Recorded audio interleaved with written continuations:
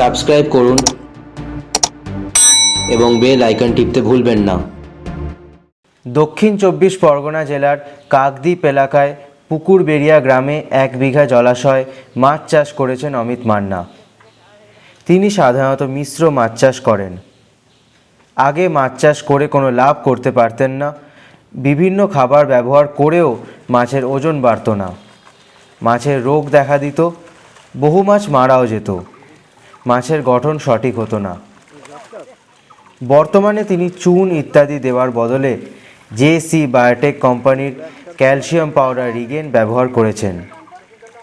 Vitamin হিসেবে ভিটাকেয়ার ও macronutrient জেনোভিট দিয়েছেন। এর ফলে তার মাছ চাষে দারুণ পরিবর্তন এসেছে।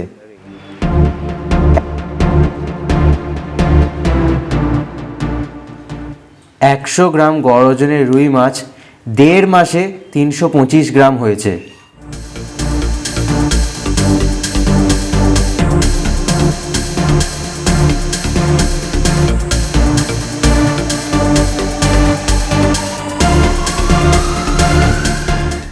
দেড়শো গ্রাম গড় ওজনের কাতলা মাছ ৪০০ গ্রাম হয়েছে। এছাড়া অন্যান্য মাছেরও যথেষ্ট বৃদ্ধি হয়েছে।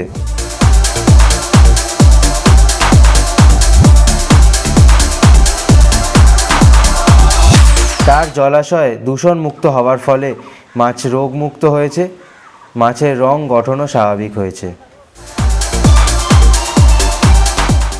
আপনারাও যদি এই পদ্ধতিতে মাছ চাষ করতে চান তাহলে স্ক্রিনে দেওয়া নম্বরে ফোন করুন।